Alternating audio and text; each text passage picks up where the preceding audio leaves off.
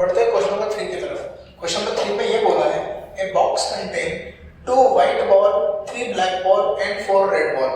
लिख लेते हैं क्या बोला है, 2 white 3 black and 4 red balls. Clear?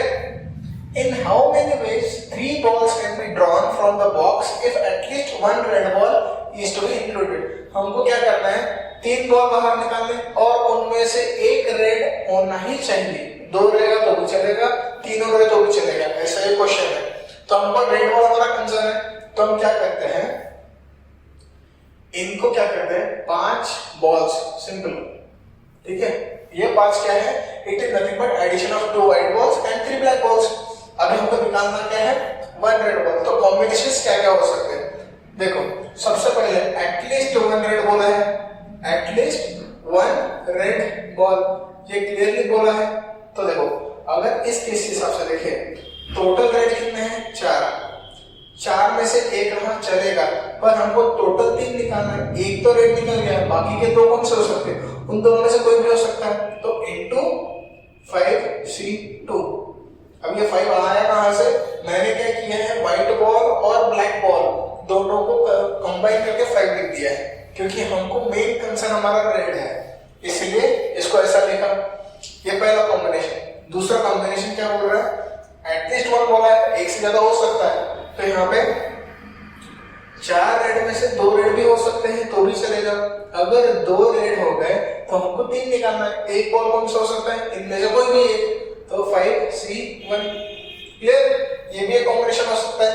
या तीसरा कॉम्बिनेशन, क्या तीसरा कॉम्बिनेशन ये है, चांसेस है कि चारों में से 3 के 3 क्या निकले, रेड निकले, वो भी एक्सेप्टेबल है, क्योंकि कंडीशन क्या होगी, एटलीस्ट 1। एटलीस्ट मतलब क्या, मिनिमम 1 होना चाहिए। मैक्सिमम कितने निकालने हैं, 3। 1 रहा तो भी चलेगा, 2 रहा तो भी चलेगा, 3 रहा तो भी चलेगा।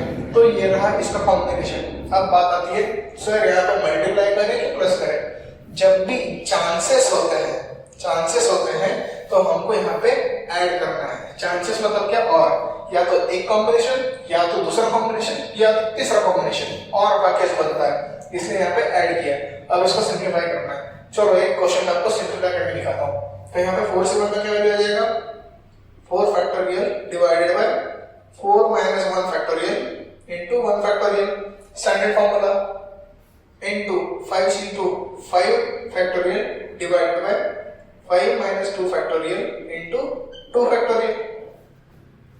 ये हो गया पहला केस। इसी को सिंप्लीफाई करके देखते हैं। 5 फैक्टोरियल का ये 4 factorial divided by 3, 4 into 3 factorial divided by 4 minus 1 is 3 factorial into 1 factorial, 1 factorial into 5 into 4 into 3 factorial divided by 3 factorial into 2 factorial। 3 3 कटा, ये 3 3 कटा, ये हो गया पहला।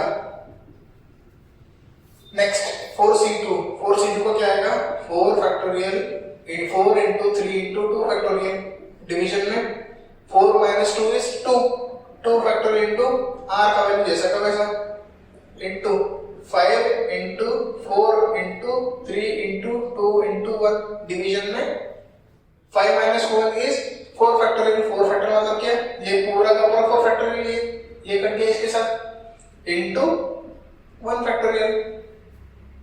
तो इसका सिंप्लीफिकेशन क्या आएगा, 2 फैक्टोरियल कटा, 2 कटा इसके साथ, आ गया 2, तो 2 3 जा 6 इंटू 5, और बाद में कुछ भी नहीं है, इसलिए 5 जैसा का वैसा। क्लियर? अब बचा हुआ ये 4C3 का वैल्यू क्या आएगा, plus 4C3 4 factorial 4 into 3 factorial, division में 4 minus 3 फैक्टोरियल into 3 फैक्टोरियल। 3 3 कटा, 4 minus 3 is 1 फैक्टोरियल, 1 फैक्टोरियल मतलब क्या, 1 ओनली। तो यहाँ पे सिंप्लीफिकेशन करने के बाद आंसर क्या आता है, ये 6 into 5 कहाँ पे आएगा, यहाँ पे, plus 4 factorial divided by 4 divided by 1 factorial, तो 4 जैसा का वैसा। यहाँ पे कितना आएगा, 4 इंटू 5 इंटू 4, ये यहाँ पे 2 कट जाएगा इसके साथ, तो आएगा 2, 5 2 जा 10, तो यहाँ पे आया 40। तो 40 प्लस 6 5 जा 30 प्लस 4, तो आंसर कितना आया, 40 प्लस 30 इज 70, 70 प्लस 4 इज 74। इस क्वेश्चन का आंसर आ गया कितना,